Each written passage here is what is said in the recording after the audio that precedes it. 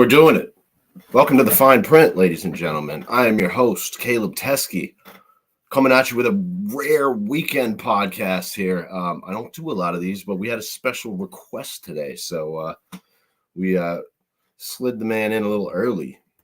Before we get to my guest, I want to thank everyone who tuned into the podcast with Phil Lacoste from Zen Valley Cannabis. I thought that was a great conversation there, and Phil, thanks for dropping off a couple of nuggets for me after that. It was super kind of you, man. I appreciate it. I want to remind everyone, if you are a Vermont cannabis company and you would like to come on the show and do an interview, I'm telling you, this guy hit me up 48 hours ago and I got him in right now. So if you're looking to get in, you got a drop coming or you're just coming online, give me a call, hit me up on my socials. That shit's everywhere. I don't know why my name isn't up on the screen. That shit, boy, where's my name? Caleb Teskey. It doesn't even let me put my it set back some of my preferences. Anyway, fuck it. Coming up tonight, here we go. I'm gonna bring him out before I ramble too much. Wham! It's Damian DeForge from Legacy Vermont Cannabis in Eden. Damian, thank you for being here tonight, my man. Thanks for having me. Cool. Appreciate it. Yeah, it's a pleasure, dude. I'm glad. We already got a comment here. Oh boy. It's Nate from Pressure Labs, and my boy here is putting out insane fire. Okay, cool. Nate, thanks, also bro. Appreciate that. Likewise, you Nate. As well, man. You as well. Mm-hmm. Now, Damian, before we get into anything serious, would you give us a 5-minute life story? Wow, 5-minute life story. Take 7 or 12 if you have to. So, I am like, a commensurate Vermonter. I'm about 8 generations, I believe. My mom's the expert on this stuff. But yeah, we've been here forever. Grew up in Graniteville, and then at some point the folks split, and I ended up moving to where I was in Harwood for high school out of Waterbury. And, that was not really some of the good days right there, being the new kid on the block. And, back in the days when men were men and sheep were scared and, fist fights and all that were real. So, it was some rough days. But that's really when I first started meeting some friends that were, smoking cannabis, hanging out, and, kind of fell in love with that right off the rip. Didn't necessarily lead me to the best of choices. And, of course, I got experimental with some other stupid shit that took me down a road, that I didn't want to. But then when I got my shit together again, cannabis was there for me then too, when, I was trying to get out of the stress of addiction and all that. And some point after that, I was deep into singing and rock bands, and I became every cliche in the book.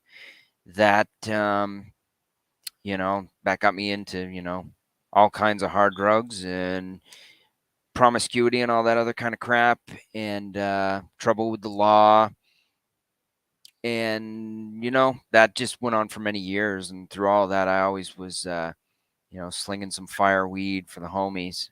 And other than that, and then at some point I had a kid, and that was kind of like the wake-up call to being an adult. Got everything else out of my life except for weed, and got a job as a nurse to, be a provider. I wanted to be that dad that could buy his kid a horse, the old cliche, she wants a pony, So, that's where that went. And then after a while, I just couldn't do the corporate rat race. It really just felt like a rat race and being a robot doing my little function cog in the machine. So I got out of nursing when the legalities changed, and I was like, fuck, I've been doing this for 20 years, growing fireweed. If I can't claim a place in this and succeed, who the fuck can? It was that simple. If I can't do this, who can? How old are you now, Damian? I'm going to be 48 in January. And how long you been selling weed for? Probably 25 years. Right. Long ass time. I'm going to slip this one in. This is Luke from Muerta Genetics. commenting on your promiscuous panda. I don't know if you know Luke, but he's got some great genetics too, man. Yeah, absolutely. I've seen some when I go down to White River GoPro. Hmm. Was He's there always any? he's always speaking your praises. Always, man. He loves everything you do. Oh, well, that's sweet. Is there more to the 5 minute life story? Because you got pretty good timing there. You know, I think it was more coincidental than anything. I figured maybe, you know, if any of that, you know, spoke to something you wanted to go deeper on, we could do that. But yeah, basically, you know, I mean, I just Yeah. I've never been like the kind of straight up, you know, good guy, kind of straight Mhm. arrow, but I also don't want to be the guy I was at some point when I was at my you know, rock bottom. So that's where I'm Okay, at cool. these days. Your video is lagging. Your video is lagging just by a cunt here. The audio sounds good, so I'm going to keep going here. I'll keep you posted if it gets weird. All right. I hope Now, it so doesn't. I I mean, haven't seen it on my side, but cool. I wanted to just dig into really the name of your company, Legacy Cannabis or Legacy Vermont Cannabis. Obviously, you've got this long history. I mean, like, you know, I think the transition to the business. I really like to dive into more of your history as just like hustling and what that lifestyle is like. You know. yeah, I mean, you know, it's kind of like after you've gone through the stuff that I went through when I was really, you know, out there. It feels kind of tame and kind of safe to just be, you know, the legacy guy on weed, and I think that's why, you know, even as a nurse, no matter what else I had going, that was like a constant, always through my life. Always had some weed, and really what gave me the courage to do this and shoot my shot was basically 20 years of people saying, you know, like, nah, that picture isn't your weed.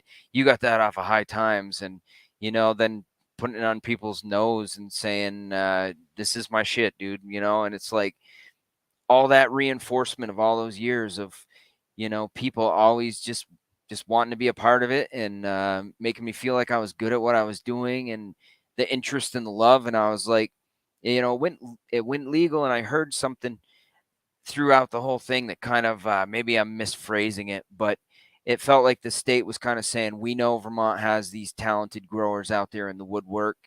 Um, we're doing this thing, and we'd like to make a Mhm. call to action for you guys to come and basically be taxpayers and do this the quote unquote right way.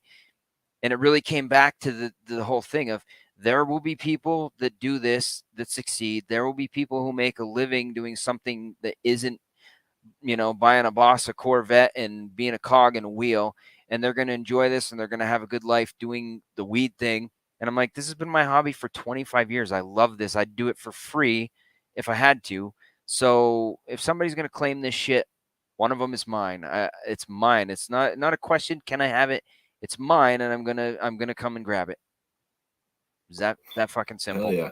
Well, we got a couple of guys here. We got Luke and Nate here, I think, watching. Here, I slide. Boom. Let's throw a little picture of your flowers up there. Some really nice looking stuff here. And we Appreciate got we that. got one more. Bang. Wow. Yeah, and these weren't bad photos considering I'm a terrible fucking photographer. Those came out pretty good, I think. I think they I do. think Yeah, that's a that looks beautiful pretty good, flower man. there. Get off the screen. There we go. Yeah, you got a good Oh eye wait, for maybe it's my taking computer weed lagging. photos. Oh yeah, it is. See? I double clicked. Yeah, Cool. mine's Well, not the I greatest, but wanted it should hold. tell us a little bit about nursing because that's a little bit apples and oranges from hustling weed. Yeah, well, I also at one point before that I actually worked 16 years in drywall. I'm going to be such an old fucker. It's like I have three lives I can stitch together, but yeah, the nursing thing, um you know, for so long I had been into drywall, and I had a company and it had ups and downs. And then I had been a bellman, and doing the bellman thing was a big change from so many years in the construction doing drywall, because I was always clean. It was often air conditioned. You know, they offered us food. It was a nice restaurant. It was just it felt, you know, so soft and cushy after, you know, sweating with dust in your eyes all day. It's night and day, right? And then I said, but yeah, the other one you could make serious money. This is kind of like minimalist money. Is there a way to get them both? And nursing kind of came down to a self-assessment of what skill sets I have and what would pay, with a relatively short school tenure. Could you get up to a decent pay? I was trying to scratch on the beginning of six figures, and I figured that would be a good lifestyle where I could, buy my kid everything that I wished I had when I was a kid, and And it was worked it? out pretty nice. It was, Yeah. it was, Cool. I bought her an Icelandic horse, bought one for myself, keep them boarded and faced in at the Vermont Icelandic Horse Farm, who is just, if any of you like riding horses, those guys are some of my best friends, and I love that place. But yeah, so that was like a dream for me to do that. And meanwhile, I had always been supplementing with the weed thing on the side because I pay a pretty high child support, and bills are high, horses aren't cheap, neither is being a No, they're dad. not. Yeah. Neither's being a guy that always has like a $5,000 computer to game on, and expensive guitars, and I like my toys, man. I like my You toys, gotta so have them. I gotta have my toys. I have to. I got like 15 grand in camera equipment. You gotta have your toys. No So shit. Maybe you could be my new cameraman. I mean, not to blow my horn, but I can do all right. I can do all right on photos, man. I could help you. You're hired. So yeah, so that was kind of it. And then when this happened, it's like, there was like layers to the whole dream thing, like I always wanted to, stop driving in junk cars that were inheriting somebody else's problem. I wanted to have a car that still had a warranty on it. I wanted to be able Yeah. to take a trip to Cali, all these things that I never, that were like a reach when I was a kid that I could now do. And then really when the legalization happened with the weed for this to be an option, for me, it was a big shit. I've already got like the semi dream. Can I get the big dream now? Can I like literally have the lifestyle that I currently have, but get it working for myself, doing something I love that doesn't feel like work? And this would be my ideal version of that. And so I'm shooting my shot, man. Hmm. I'm shooting my And what fucking kind of shot. license? What kind of license did you get, Damian? We just got a tier 1 right now. I could envision us going up to a tier 2, maximum of 3. I'm not trying to be greedy. I don't even believe there should be a 4 or 5. I don't want one. I never will want one. That's not just lip service. I won't ever be a tier 4 or 5 because it's my belief system that you can't do the type of weed quality that I'm trying to do unless you like literally have a relationship with each and every one of your plants. I mean, they're like children to me. I know it's a little weird, but I know every little weird quirk that they have, growing on their stalks. I mean, like, I talk to them. I'm always, picking leaves off that are in the wrong spots, and I don't know. I don't even know how to explain it, but the the people that really grow that fire, I feel like the plant is just like, it's like a family member. These plants, I can name any of my buds in a basket. You can put, you know, 12 different strains in a basket mixed, and I'll pick out strain by strain, and I'll get them right. Yeah, you You are. know, You do seem to be very particular. yeah. So And it's you and it's you one of those things. details. So Yeah, and that was on my list of questions here. It was towards the end, but you got into it, and I was going to ask you how you feel about the scale of some of these operations. And you're a tier 1 indoor, which is what, like 1,000 square feet max. yes, we're mixed, but yes. So we You can have so like you got the 100 mix. and some odd plants. Yeah, we have like Okay. 24 outdoor in a greenhouse, and currently we're only using about 300 out of our allotted 1,000 foot of canopy, just from building, what we had for limitations for our space. Hmm. But we And do intend to get our full 1,000 padded out and our full outdoor padded out as soon as possible, and then it'll be a consideration on a T2 or a T3 if that makes sense. But never will it be beyond a 3, and I probably think a 2. I mean, I think a 2 is 2,500 square feet. That's an I believe enormous amount so. of weed, man. That's an enormous amount of weed.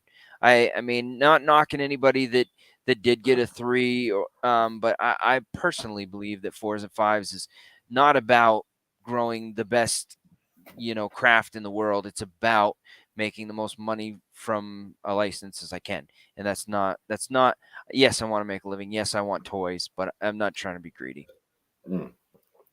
Word up. So tier 1 indoor. Did you have any designs on doing any manufacturing at any point? Because I bet something tells me that flower might make some decent other goodies. That actually is a relevant point.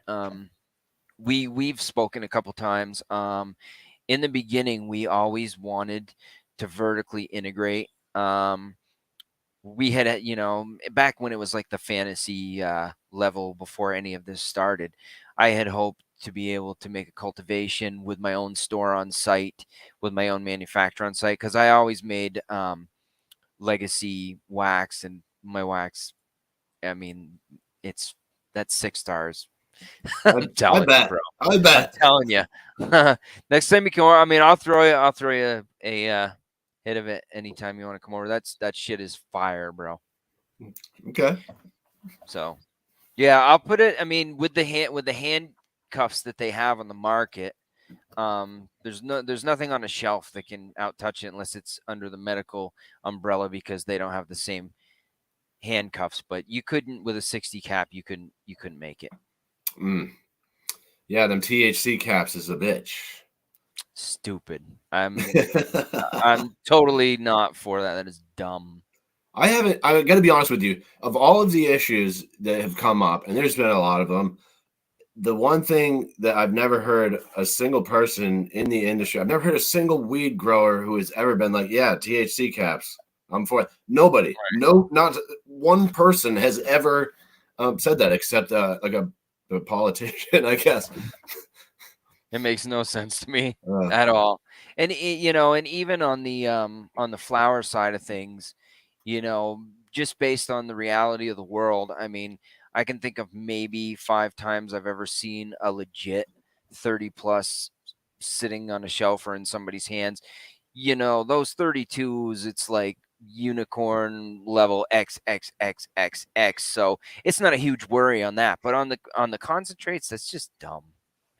Because why would you use pressure and heat and keep it totally natural? Just ice, pressure, and heat and filtration to be able to make some of the best wax on the planet. And then you're going to add something to that to dilute it back down to 60? It's already as natural and perfect as it can be. I mean, it just seems like it. What are we going to put some propylene glycol in there? That's better than. I don't get it. I don't either. Can't convince me of that. I want to sneak this comment in that Nate left. 100% tier 5 licenses are chased by people that have a dominion mindset and want to take over the market. Nobody that has a tier 5 has any concern about protecting the integrity of the new Vermont market. I will co-sign that and offer you a fist pound, because that is 100. And this one from Luke. We love the Outlaws. That's who built this culture. Fucking right, dude. Yeah, I agree like 100%. 100%. I'd like to dial in on some of your cultivation techniques, maybe what you're using, your soils and your lighting and all of that kind of. If we could nerd out for a minute. Yeah, I'm all about that. So send it, buddy. So let's start from the ground up. So we're all about that 707. That dirt is just.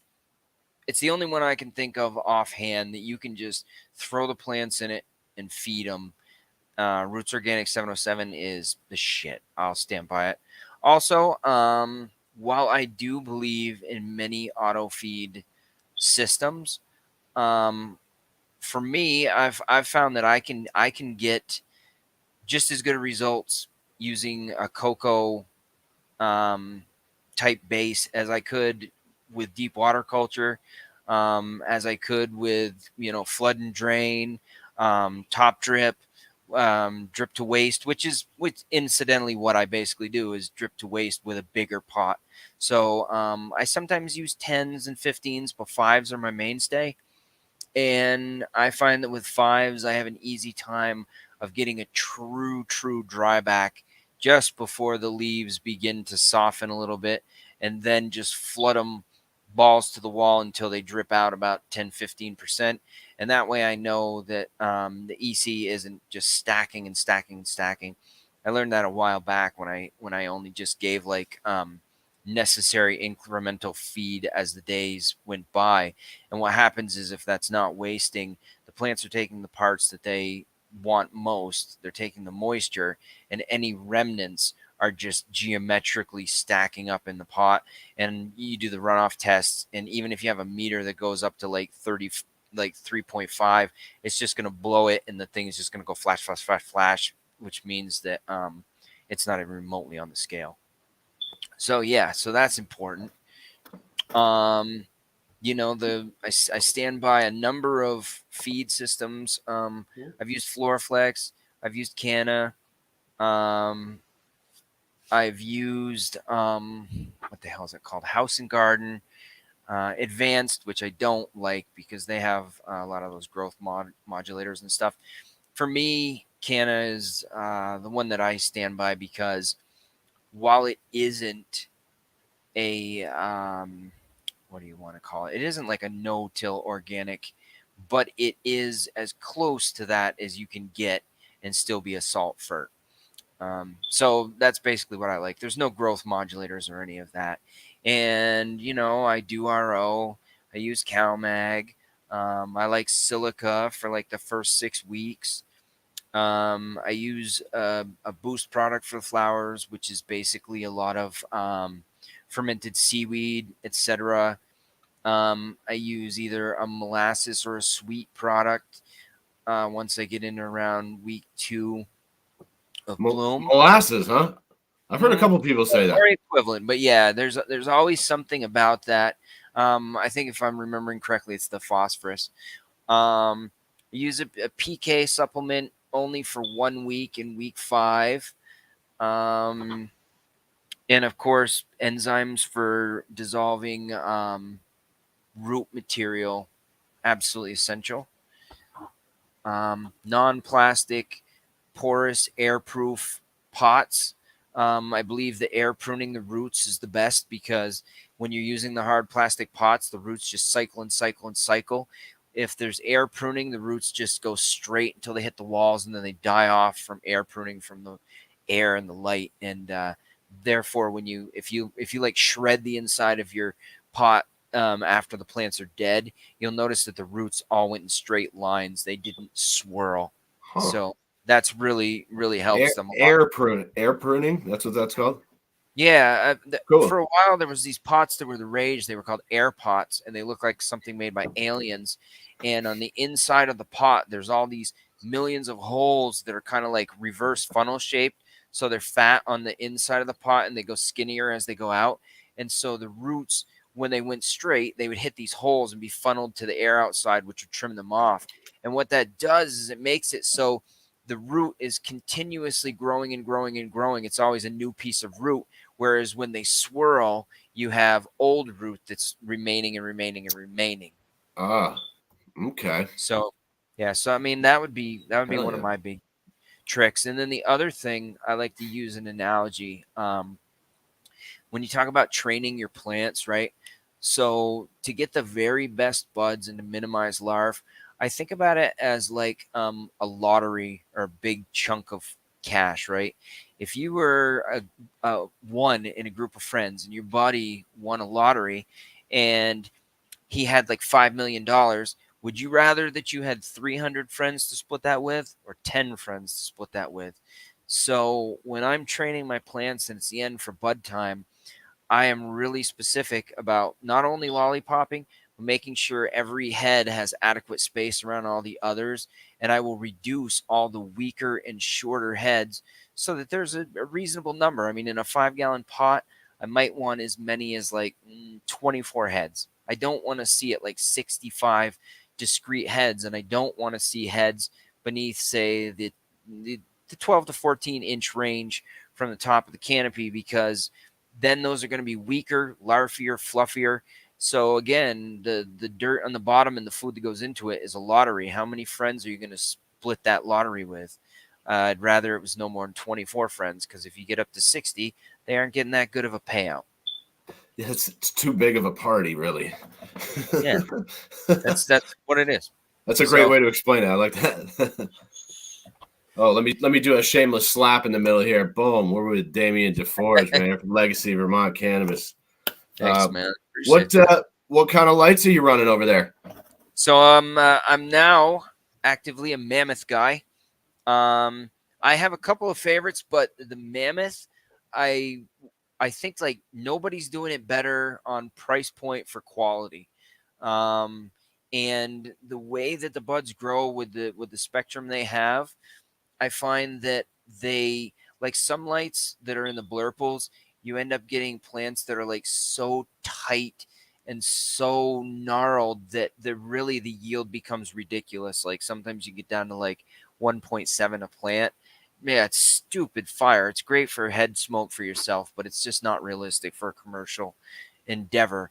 Whereas with the mammoths, I mean, it may not be quite that ridiculous density, but the plants are still sparkly as hell, and the volume is a lot more realistic. So I definitely love being a mammoth guy. They've done us well.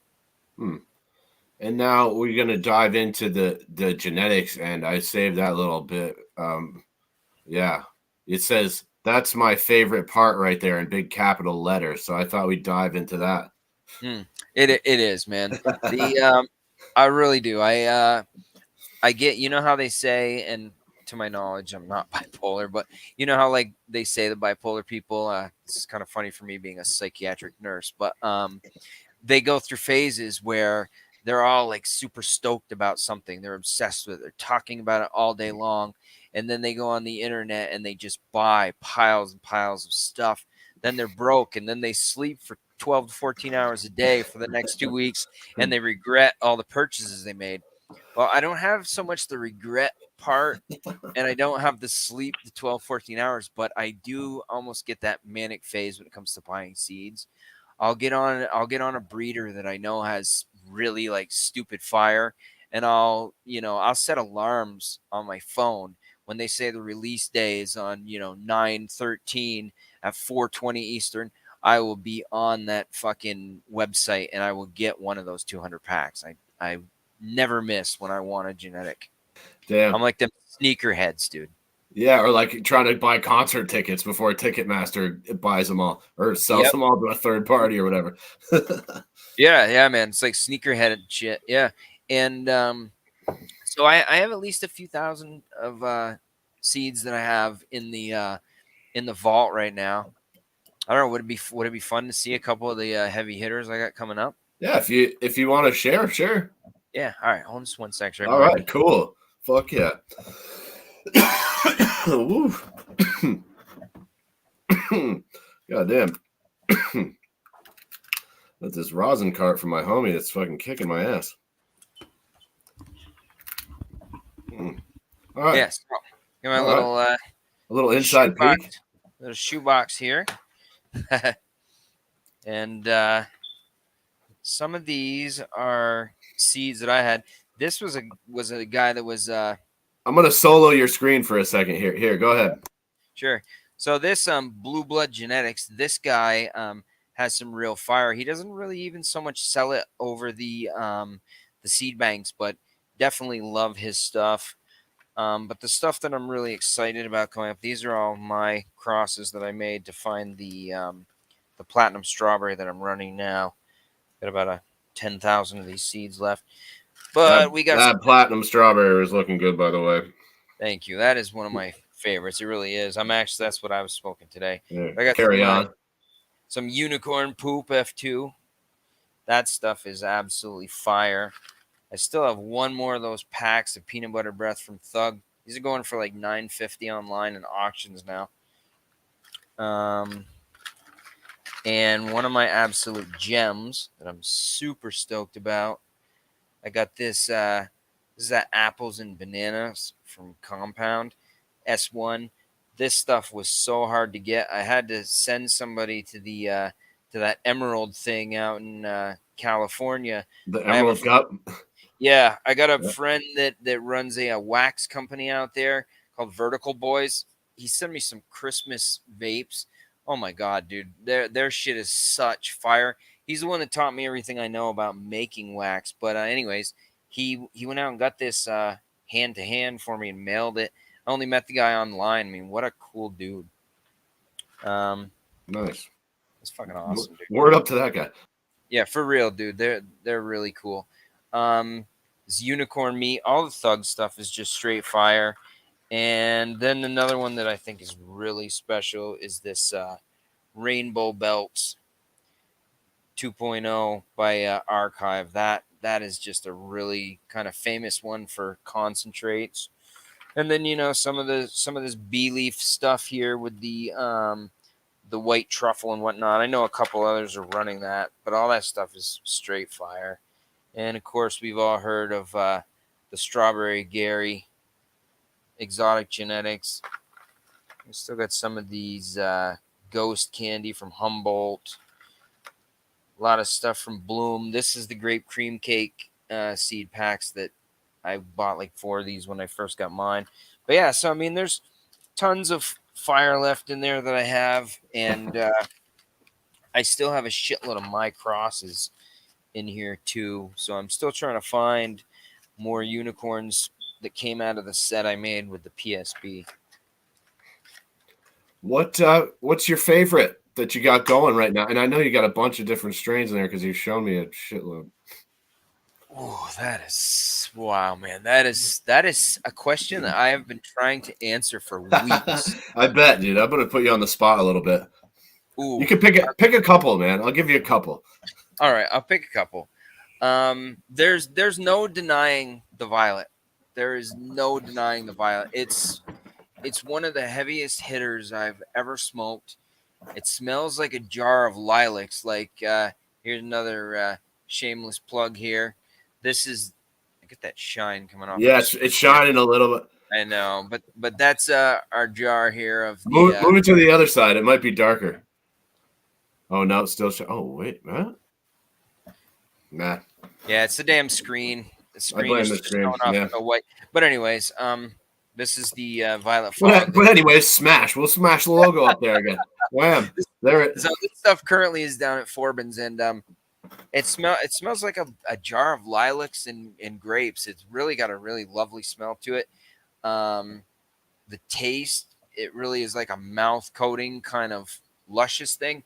And what's interesting, I guess maybe everybody knows this, but so the Violet Fog came from a collaboration from Canorado and what was the other guy there? Compound.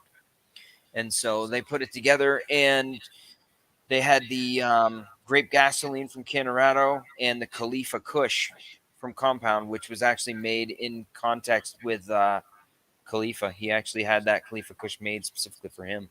Yeah. And I think he has a good taste. Now he's out chilling for True Leaf. Well, yeah, you told me you had something on that. Yeah, you lost me there, Wiz. That's too bad. In case your music wasn't bad enough. I'm not a fan. And then I was extra not a fan after I heard that shit. Oh, that sucks me. I mean, all the weed looks good. A superstar. Another one that I'm really hot on is the runts, the peanut butter runts that I have. That cultivar, it's just, there's something special about it. Something absolutely special about that. Everybody that's tried it has said it was one of their favorites.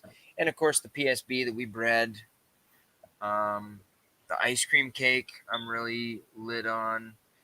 God, I wish I could show you better from this side. It just seems like my screen for some reason is so. Wait, maybe I can maximize your screen. Let me ask you this. I've never asked anyone this. Are there any strains that you're not super thrilled with? Yeah, we had a couple that we ended up cutting out of the mix, But honestly, anything that we kept on our roster is there because it's something I personally like to smoke, or Dom does. Yeah. Me too. I gotta give it to you. That's killer. I appreciate that, man. I'm trying to stay unbiased, but that weed is killer. Speaking of which, I think it might be time for another little puff. Is that prohibited on here? Oh fuck no! I'm reefing on this rosin cart that I got from my buddy up the road earlier. It's fucking kicking my ass. There you go. I like Yeah, it. I got a little PSB in this one right here, that platinum strawberry. And Hmm. the thing I love about this one is it doesn't have like the downer sleepy energy. I love the violet. I absolutely do. But if I do it to any degree and it's anywhere close to my bed or close to night, my ass is falling out. Same with the peanut butter. But the PSB, I can smoke this and it actually energizes me. So it's a little variety, which I think is pretty cool. Well, I hope you get some energy right now because I'm going to ask you about how the application process went for you, and I know that's just thrilling stuff to get into. Yeah. The application process, I gotta say, in the start, we had humored the idea that we were gonna bootstrap it and try to break down all the pieces and do it for ourselves. It didn't take me long to realize that my chemical makeup as a person and what I'm good at and what I'm not. That was gonna be a really terrible mix, and I reached out to Tim and his buddies. God, my memory is so falling to shit these days. They're the only Vermont real. Cannabis Solutions, Yes, thank you. I couldn't VCS. Yes. Andrew Um, and Tim. Yeah, yeah, and ironically, I known Tim for a million years, way back when we were young and dumb. A couple times I went out to the bar and overdid it, and he let me crash on his couch. So yeah. that's my Tim story. But yeah, Word. he was That a really sounds like Tim. Yeah. yeah. I really like him. I like them. They're great. And so it wasn't even that terrible expensive. Just a little retainer, and they took care of it. And it took a long ass time. And they kept saying, "Oh, but you guys need to do this," and "Oh, now we added this," and it was just endless little details to either correct or add on or redo. But they took most of the pain out of it for us, which was a absolute blessing and absolutely worth every fucking cent. Word. Yeah, I was gonna say, unless you're really paying attention to the meetings and watching them super closely, Yeah, it's really hard to keep up. And I do watch that shit, and it's still hard to keep up with some of the stuff. right. And it's like, and it's like I say to certain people in my life and in my circle, and my business partner Dom would be one of those foremost. Um, I as a human being, I strive to admit, like, you suck at these particular things. This is not a strength for you. And I try to surround myself with people who have different strengths than me. It doesn't make sense to line everybody up with an identical skill set. And then it's like, oh, who's going to do this? Well, we all suck at this. Who's going to do this? Oh, there's 10 of us doing it. And so that's what's so great about the business partner I have. He has a lot of strengths that are huge weaknesses for me, and a lot of it comes into dealing with the regulations and the submitting forms The and the office stuff. meetings. Yeah, I mean, he's just so good with all that. He went to business school, and so he's our chief finance guy, and he also does most of our compliance stuff. He deals with the software, which was like, some people didn't choose to use an outside vendor for cataloging and documenting everything. We did, because way back when the CCB had said our system's going to be integrated, it's going to be ready in February. Ended up being something like late May. I mean, not to say any shit on anybody. I know it was a big project, but it made life a lot easier that we picked one of the electronic records kind of companies that specialize in cannabis. No So shit. Dom's been instrumental in using that functionality. So you guys found a separate place to do it on your own. Hmm. Cool. I never. That's the first too that I've heard. Cool. Well, sounds like Yeah, you got a good partner there. I meant to ask you that earlier because every time I come up there, you're just by yourself, and it looks like you're doing a ton of work. And I've always wondered, I'm like, is there another guy? There's got to be another guy. yeah. There's two more, and the thing about it is, there are certain things that I take a lion's share on, and that would be mostly like plant stuff, right? Like I do pretty much all the feeding. Um, I do the building checks and whatever, and then I'm kind of like the social guy that talks to the stores and talks to people like yourself, and Loki stopped. Woof, woof. And Bring the dog on. he's itching right now. I'll see if he'll come over after. He's got a big dig going. Dogs are welcome. You can get high on the show. It's a good show. Love this dog, man. He's my homie for life, or his life. So you got two partners. It definitely seems like the plant stuff is your thing. Yes, the plant stuff is primarily my thing. And Dom used to work for the medical one, VPA. So, no shit. Yep. So he knew a ton about how to best do the curing process, how to make sense out of, hanging and orchestrating where the plants go.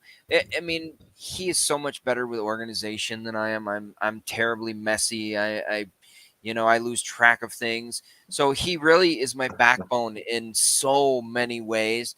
And he comes with that business experience.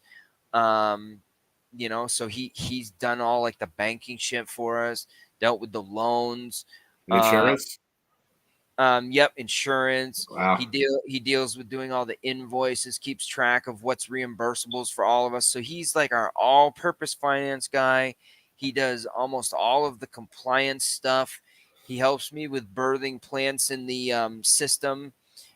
Like basically ton of shit that he does. And then he will assist me with the plant stuff that's overwhelming. Wow. So he's got his area that he's the main guy, and I got my area where I'm the main guy, and And then Karen, she was a big help to us in ways that we had no place to do this. We didn't have enough funds to do this. And so she's got a part-time, a 6-month residence in Alaska and 6 months here. She's retired, doing the grandma thing. And she provided the house that I am now in where I live, and in the house that we do the grow in. So that was her role. And then when she's around here for the 6 months that she's on Vermont soil, wherever we need the pitch in, she's there to do that. So you just said Karen, she helped us out a lot. That's a sentence you don't hear a lot these days. Word up to Karen. True. Shit. Shout out to Karen. There's something you'll never hear me say very often. Cool. Yeah, it's pretty rare. It's pretty rare to hear that. Yeah. And what about the packaging and the labeling? Well, actually, we shout out to Ojo Rojo for that, who happens to also be our lawyers. So that was really cool too. We reached out to them. I don't know, it wasn't maybe like 10 days back, and then maybe by the 4th day they had our first 5 pounds of the violet all done in the jars, weighed up, shipped back to us in a Sprinter van.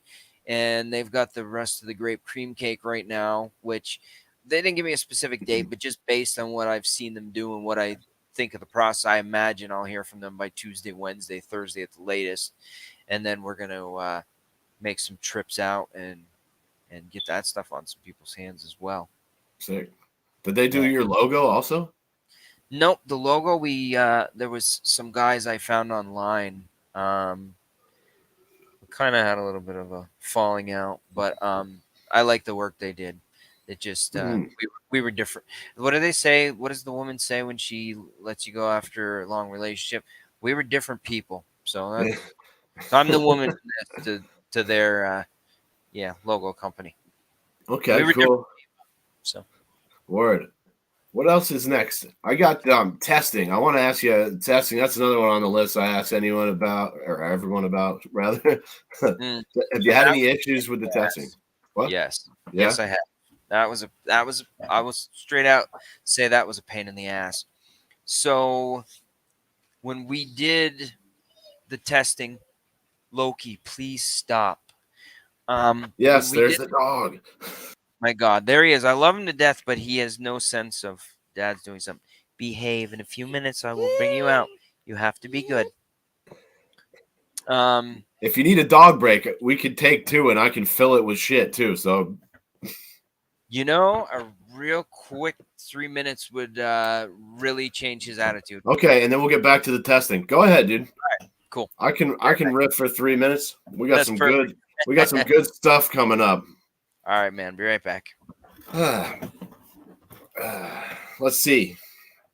Fill 3 minutes. I know how to do this. I did stand-up comedy for years. So as you guys know, on Monday, we got a great interview with Mark Schwartz, owner of the Evidence Room, former St. Albans police officer. Yeah, a lot of people were asking me to get Mark on the show, and Mark is coming on the show. I should have a link up for that tomorrow. So let's see, Mark Schwartz interview Monday the 24th at 7 p.m. Eastern Standard Time. And then bang, what do we got? We got Wednesday, we got my dude Rodney Leinhardt. I don't know if you guys remember Rodney, but Rodney has a podcast called The Daily Chronicles. Deliciously dope TV, although he recently rebranded. We got a little bit of a rebrand. He is now, what is it? IIVII Production. Rodney's out in Michigan, and boy, he just seems super in tune with everything that's going on out there. So I asked him to come back for a follow-up. I was really fascinated with our first interview. I really like Rodney a lot. He's been very supportive of me. He's always hitting me up when I was trying to quit drinking. Word up to Rodney Leinhardt out there. And let's see, we just booked another one yesterday. Tuesday, August 1st, I got Jason Sterling coming on. Is it Sterling Farm? I don't remember the name on the license, but he just got his license out there in Williston. That'll be cool.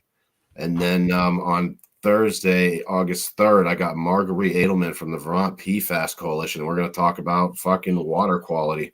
And bang, here's Damian, and I've just riffed like a champion right there. That's awesome. Boom. Perfect. Good time. Awesome.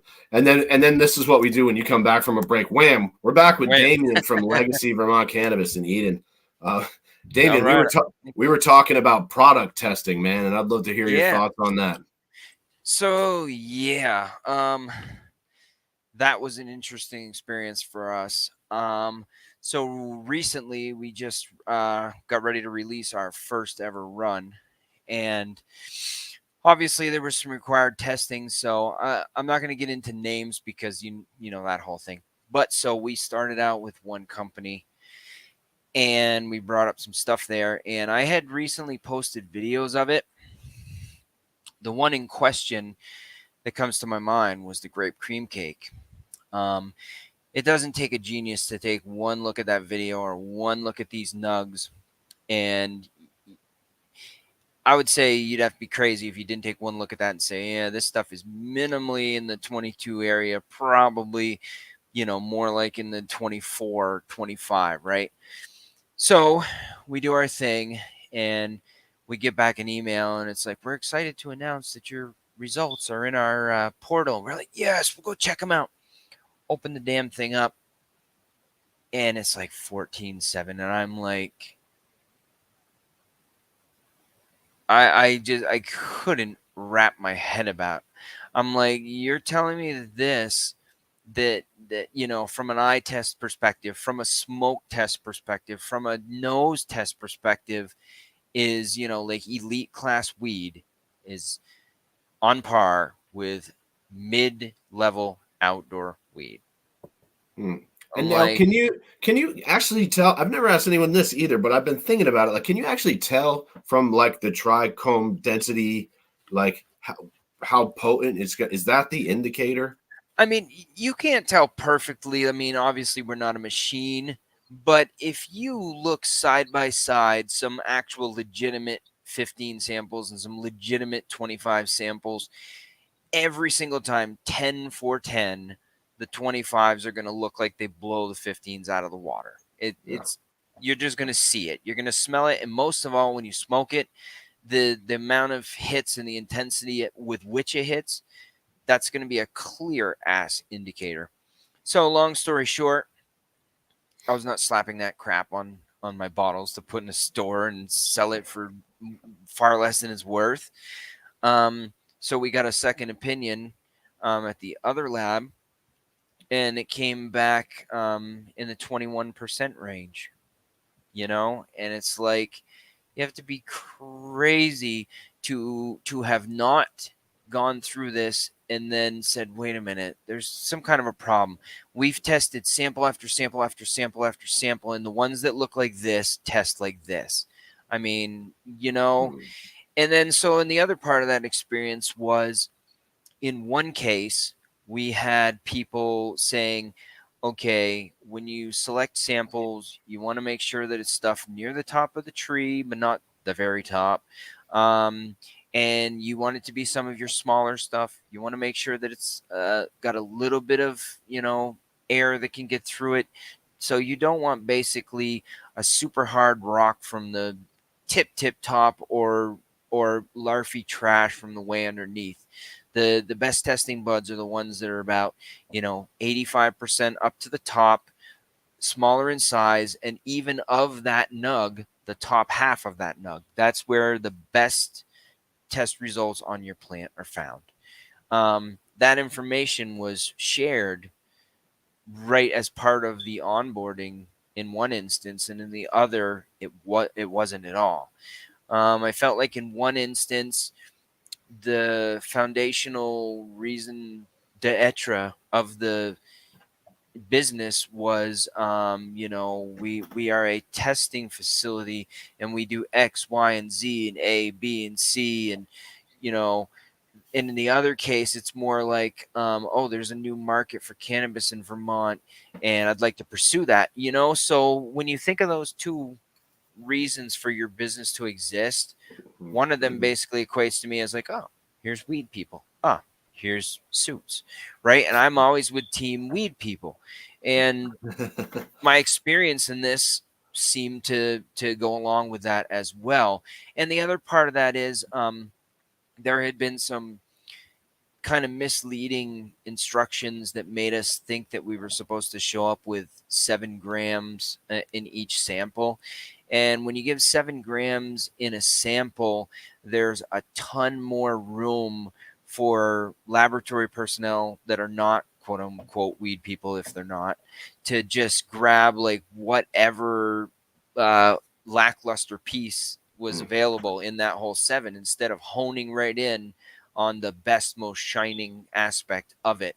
Whereas once the information got corrected later to us and explained better, it was like, no, you only need 1.5 grams, which makes it much easier for the grower to submit what should be tested rather than extraneous bullshit. If that at all made sense. Did it? I meant it to. Let's run it by the labs. We'll see. I don't know. It made sense to me. Yes. Yeah. And the sample, the method of sample collection seems also, like in other states, I've seen that becoming an issue, or the chain of custody. Like, oh, these guys everyone gets to pick their own samples. Then there's no control, and like maybe we should send the state into chain to take samples. And honestly, I don't really know. I don't know the best system. Right, and I now do, but I feel like when there was it was a two-phase problem.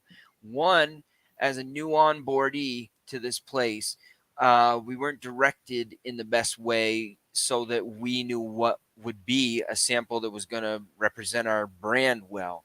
And I think without being informed and led to that understanding, we ended up bringing too much of weed and picked it from the wrong areas. In the second instance, we were kind of like really graciously and very specifically directed as to how this would, give us the best representation of our brand. And also, it's a public safety issue.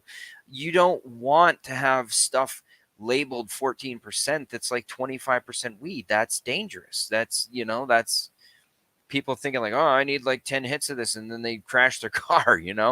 So in all of those senses, the way the situation went down in our second attempt led us to know how to better present the best samples, and how to make sure that there was the least play for them to pick something that wasn't what we intended to be picked out of the samples we submitted. So in that case, our result had gone up from 14 to 21. And even in that, we had 3 phenos of that grape cream cake. And the one that ended up getting submitted was the one that really like least hits me of the 3. So I really think that even the 21 is kind of erroneously low. And the 24.2 that we got on the Violet Fog, that was from the place that we got the not hot results from. So I wouldn't be surprised if even that was kind of a misrepresentation of the actual potency. And I'll give them a little credit. This is still kind of new, so they might be dialing it in as well, or a little. I'm gonna give them a little leeway. I don't know about.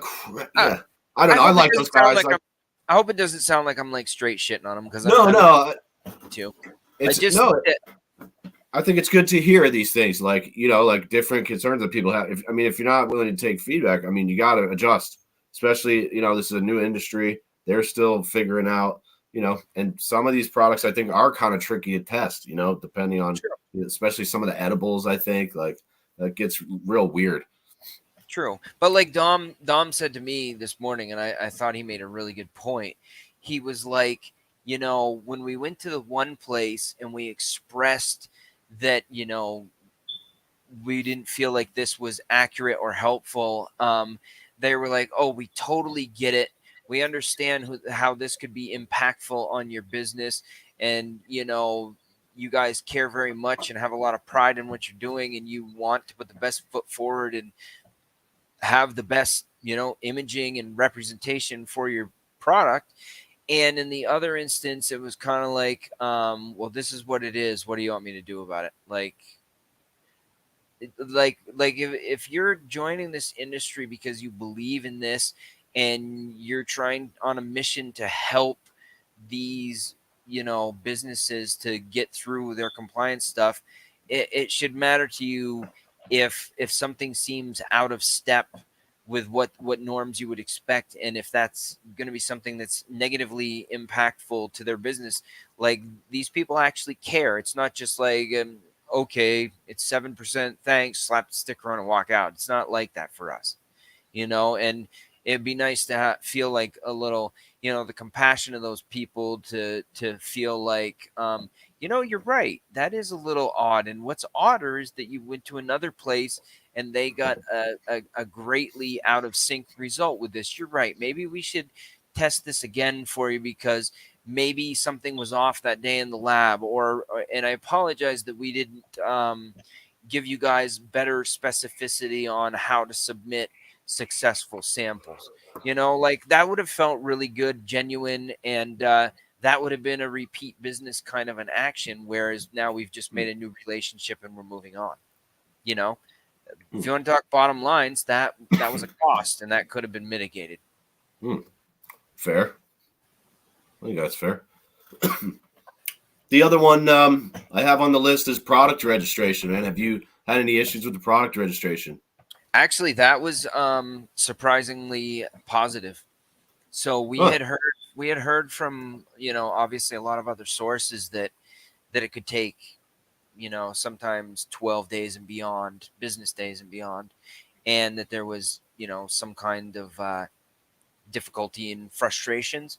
But we had everything else lined up, and Ojo Rojo had product returning to us, and we were like, man, we got places that want this. We want to get this to the people right now.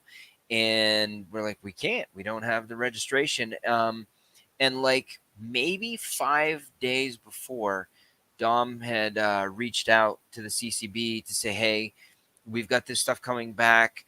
We kind of really need to get some finances going here. We've been on the put out mode for far too long, and we really got to recoup.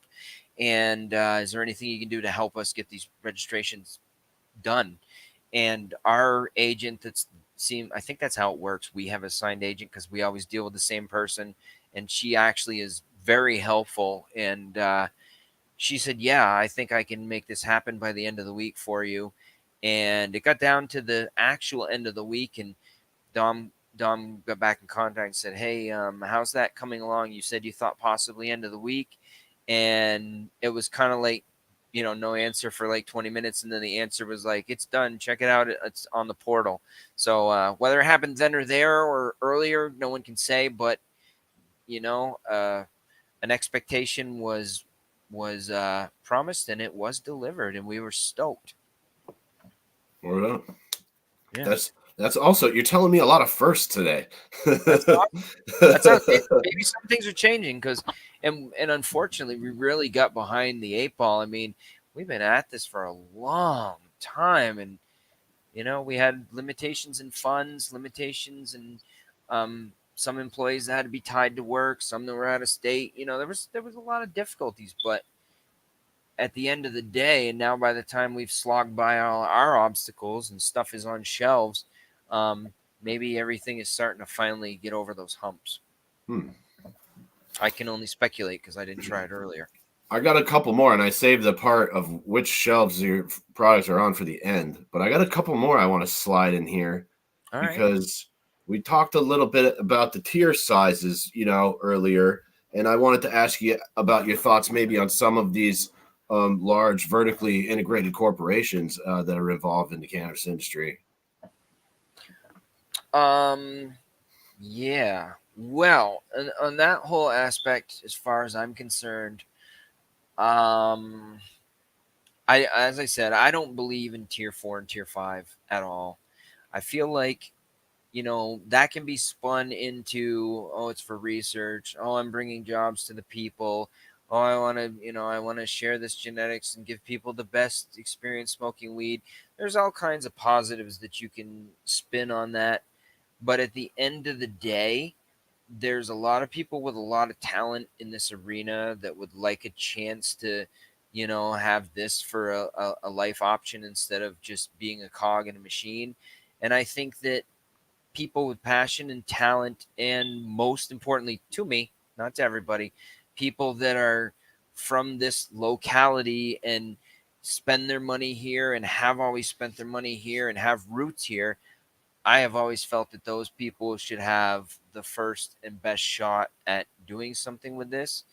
And I still believe that. And I think that the fewer fours and fives are around, the more ability there is for people like myself and others like me that are here passion first and love of the plant first, to actually do something that brings an awesome product to the people that they can Right. brag up to their friends. Right, and one of the main differences that I see is that, like, when I try to get an interview with Curaleaf, they're like, "Oh, we have to try to run this by the higher ups." It's like around here, I could just talk to the owner. It's like, "Hey, yes, sure," or "No," whatever. It's not like we have Right. to run it through a filter. And it's also like most of those companies seem like they're run by fucking suits. None of those guys Right. grow weed. They don't. They're finance guys and fucking. Right.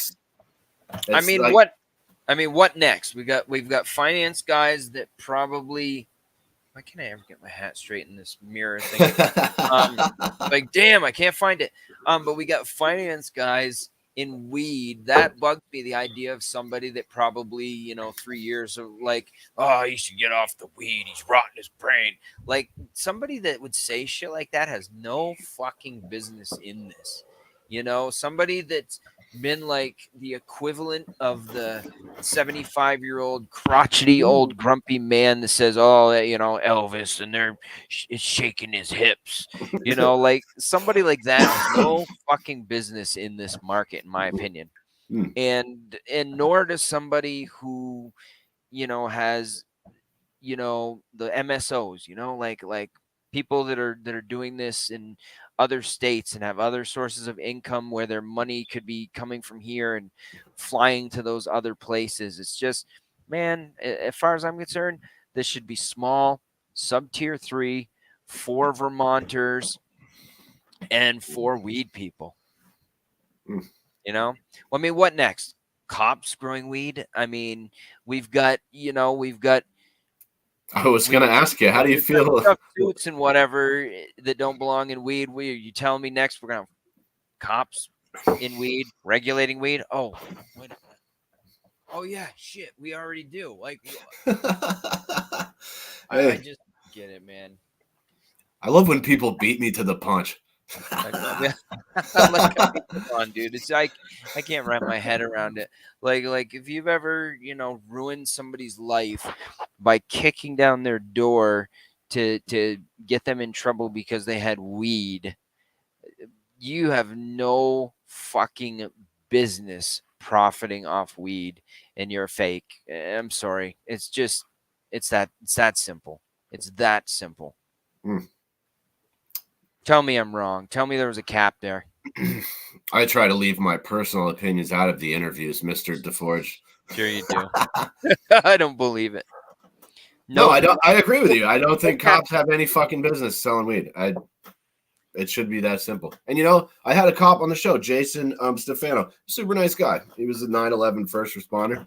But like, if he was getting in the weed game, I'd tell him the same thing. And he'd probably be like, "Yeah, I respect your opinion." He was all right. I like Jason, but Yeah. I still I've met a cop I like, but that doesn't change my opinion that cops should not be in the weed game. agreed. It's just so what's that word? Hypocritical. It's just so hypocritical. I agree. And then like I don't know. I've never been one to accept that whole "Oh, it was just a job. I was just doing a job. I had orders. I was getting paid. Yeah, well, so did the soldiers in Nazi Germany that threw people in gas tanks and broke into their homes and ripped children out the front door to put them in a concentration camp. Those were just following orders. I was just doing what I was told. Like that's not a good look, dude. That's not a flex. That is not a flex. Don't. Maybe you shouldn't have. Yeah, I mean, if your commander in Vietnam tells you to shoot a whole family in a mud pit it was orders. It was orders. Like you just don't do it. You can't be a good human being under the guise of following orders if the orders are immoral. I don't care about the legal. Word up. Let's see. We got one more here. We're with Damian DeForge, Legacy Vermont Cannabis. Bang. This is the end of my list here, except for where we can find your weed. But I got that one question. If you could rewrite the legislation, man, what would you change, or what would you leave out, or fucking? Or, That's a good one. Yeah. I like that. There's a couple things right off the top of my head. The concentration caps would absolutely go. And I really was a big fan of Normal's idea of creating a courier as a license type. I thought that was absolutely genius. And I don't know where I sit as far as like, well, should that be for somebody that was, formerly impacted by a weed crime or whatever only? I'm not sure how I feel about that, although I do agree it would be an easy way for somebody to get into an aspect of this without a huge what do they call it, barrier to entry. Sure. Like just if you have a car, you could fucking deliver weed. Right. And what else? I mean, if it was as far as I'm concerned, maybe something could be put in place so that the cultivators could, directly sell, I don't know, like online. That's what I was going to ask you, direct to consumer sales. Sure. I don't know. I'd be all for that. Farmers markets. Yeah, I'd be way down for any kind of aspect that would allow that. Not that it's bad the way it is. I think I think people are going to say what they're going to say, but at the end of the day, it all comes down the same as anything else does in this world. It's going to be by popular vote, right? And so the people are going to try a lot of weed. There's going to be so many spots at the end of the day that are open to fill in those stores. And if you're doing your best work and you're creating some fire, there should be some love for it, and you should be able to find a way to do this. And hopefully they don't pack the market so damn tight that at some point it tries to make a power dive on the prices. I don't want to look like Cali or Washington or Maine in 3 years, So at some point, I think they should limit the entries and say, okay, these people busted their ass. They did what they needed to do to overcome their barriers to entry. They put a flag in the ground and staked this place and said, we're going to build this whole pioneer thing. And I think at some point that should be respected by not letting it endlessly rain with new entrants. It's like, all right, guys, this has been announced for quite some time now.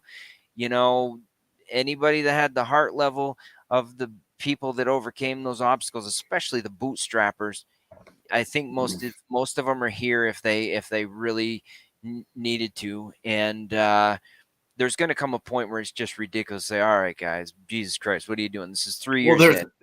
there's a saturation point. Eventually, it's really just a matter of where the fuck is it. Eventually you're going to reach a point where you're going to oversaturate the market, and the price will, you turn into fucking Cali or whatever. Oregon looked like it was getting beat up pretty good. Right, and we said since day one in the Vermont market, I mean, that's been kind of like their fucking campaign slogan since day one, was that we're Vermont.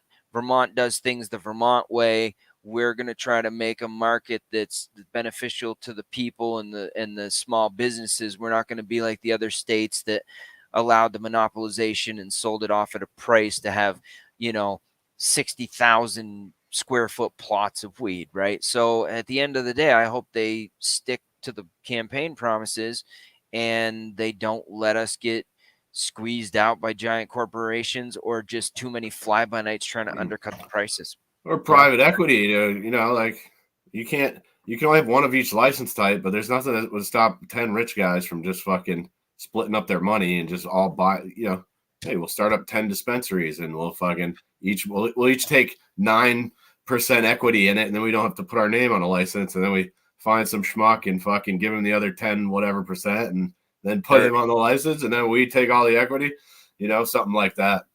Right. That kind of stuff's dirty. So, I mean, if it were up to me, the start would just be remove the concentrates, erase anything above tier 3, make some kind of a address to saturation in the market and not let it happen. How about taxes? 20% taxes?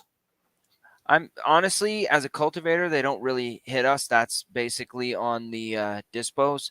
So I'm not even 100% sure where it is. Oh, okay. So that don't affect you. Sure. I think it should be reasonable for those guys. I will absolutely say that. I don't think it should be. You think cannabis should be taxed higher than alcohol?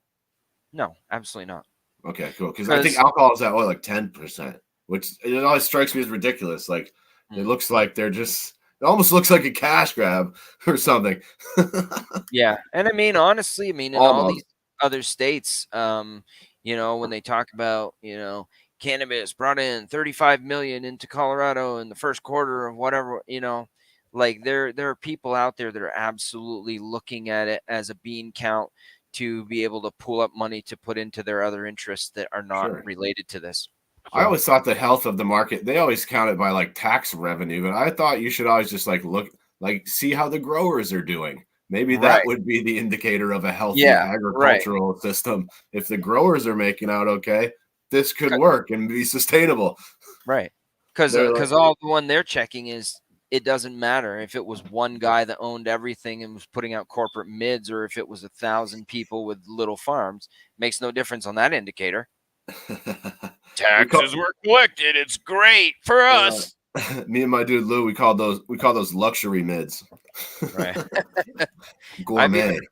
I've heard of some of those places literally having deals with some of the laboratories to get fakely inflated numbers. There was recently a big deal about that. One of the companies.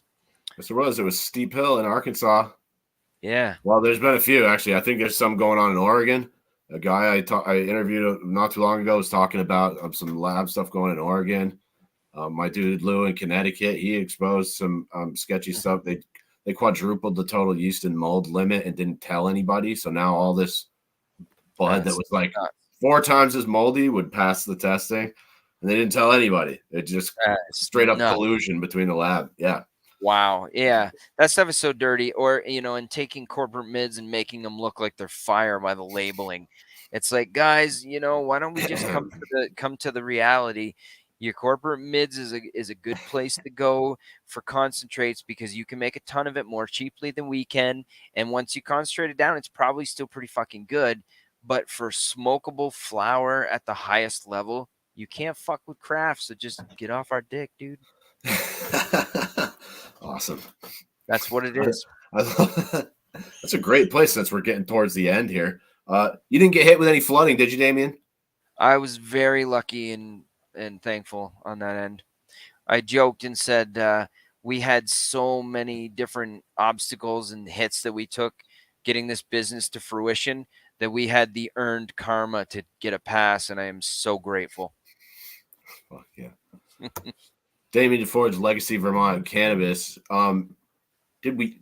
But yeah. Where can we find your weed? That's the last question on here. I know you just did a drop. I know you've been waiting for this for a long time. And Yeah, we just did the first drop of our business to Forbin's Reserve in Barrie, and Monday I've got a drop going to Lamoille here in Morrisville, and I've got another one going to Blue Sage in Waitsfield. Waitsfield, yeah. And then I think on Wednesday, assuming if I get everything lined up with Ojo Rojo and the grape cream cake, I'm going to take a trip down to somewhere on the mountain.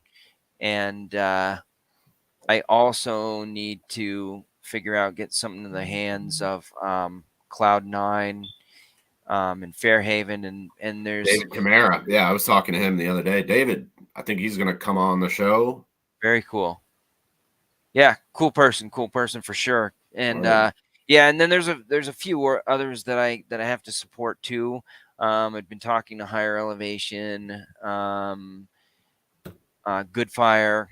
So yeah, see where it all pans out. I'm basically kind of rolling with, the people that I'd talked to first in order of that, and also in how enthusiastic people feel, like people that really, our team legacy. It makes me feel like I got somebody that's a partner, when they really feel invested, like Forbin's. They've been checking in with us weekly forever. They probably thought we were getting to be assholes by the end, but check in. Is it time yet? Have you guys got this done? And I'm like, Jesus Christ, I'm a fuck up, but it is coming, I promise. So yeah, so I like that energy, man. I like that energy. And they keep a pretty tight shop over there. There's not a ton of different flower on. That's kind of exclusive shelves. I know there was like Emerald Visions, and it was like Pinnacle Valley, and Forbin's. Yeah, I was very honored about that, and they made us feel like like we were part of the special team of folks here, and I like that. They're very welcoming. They made us feel like we're part of the Forbin's family, and likewise to them. And so that's the kind of people that makes me feel happy to do business with. And Pear at Blue Sage has also very much been like that. He's been since day one. He's seeing family right now on a trip, but he'll be back in a couple of days, and we're gonna meet up. Tell him he can come on too. I will. He's a really cool dude. If you haven't met him, he's a nice guy. Damian, did we miss anything here tonight? Anything you wanted to talk about that we didn't cover? Can we get an end to this fucking rain and humidity? Will it ever fucking stop? Like, literally, I have friends that friends both in the legal and legacy that are losing plants out there in this humidity and rain. Can it stop? Like, fuck, man. Let me ride my horse, dude. Let me not get any mold in my outdoor shit. Like, I like how you came back to the horses. That was nice. Yeah, man, it's a big thing, man. I actually been riding for like this is, I think, 3.5 years now. Starting to get kind of good at it. My kid is very good. She's been riding for like 7 years, competes. So it's you should come on one of the trail rides, man. It's fun as shit. You want me to ride a horse? I think you'd love it, dude. I've ridden a horse before. We had a horse when I was a kid. My mom bought this I don't know why the fuck she did this, but she bought like this old ass horse, and we rode him a couple times. And the reason I hate horses is because that horse tried to kill me one time. Like, threw me off the back. Oh, wow. He was normally pretty chill, but he was old, dude. We probably shouldn't even have been riding him. And he just started fucking going crazy. And my first reaction, like, I don't know what's happening. I just jumped off the back, and I immediately like ducked down. And after he bucked me, he landed on his front hooves, and then he just horse kicked behind him. And if I hadn't have ducked down, I think I would probably be dead right now. Whoa, and I just you could hear the sound of the wind breaking over you. Like it. Wow. it was intense. Like, holy fuck, dude. And I'm like, They can kick hard as oh hell. yeah. They And can. even an old horse, I also take and I ducked down. So if I hadn't got all the way, it probably would have hit me, right? And so I don't trust horses. I used to have bad dreams where the horse would be about to stomp me in the face, and then I would wake up. I would be all fucking scared and shit. Wow, dude. That horse That's crazy. traumatized me. Yeah, I'll I have bet. PTSD from a horse. I can believe that. Well, if there was such a thing as a place where you could get that confidence back, this would be the one, because she has All some right. horses that have been running these same routes for like 10, Are you 15 years. gonna go with me? Yeah, fuck yeah. We're gonna go ride horses. I go like 3 times a week, man. Join up. Okay. Tap Okay. in. Tap All in, right. bro. We're gonna go ride horses. That seems like a fucking great place to leave. It really is, dude. It's Yeah. fucking awesome. Do you have? Trudging through the woods, man, and on these horses, they're so sure-footed. Okay, I'm taking you up on that. All right. Fuck yeah. I'm down, dude. Do it. All right, Dave. Do you have any shameless plug? I always leave the last word for you. If you got any shameless plugs or shout outs, now's the time. Thank you so much for being here. Damian, DeForge, Legacy, Vermont, Cannabis. Been a pleasure chatting with you, man. Thanks, man. Yeah, and my only shout out, I guess, is, well, thanks for yourself, man. Thanks for having a chance for me to shout out the business and give out all my opinions. And also, thanks to Forbins for partnering with us, be our first partner. That was awesome. I really appreciate you guys. And thanks for Ojo Rojo for packing this stuff up for us, man. That was so helpful. So helpful. And to everybody else, I hope you guys get a slice of this stuff and you love it. And please, man, leave us some reviews on the Insta. I love hearing people's feedback all day. Damian DeForge, it's been a pleasure as always. I hope good luck out there. I hope we could do this again in 6 months and see how it's going. Fuck yeah. One of these days you should put Dom on the hot seat. I told him I was going to plug for him to get a turn. Anytime. Deal. Sweet, man. Hell yeah. Ladies and gentlemen, thank you for watching. Luke, whoever else was out there, Nate, cool. I'm your host, Caleb Teskey, reminding you that the devil's in the details, and the details are in the fine print.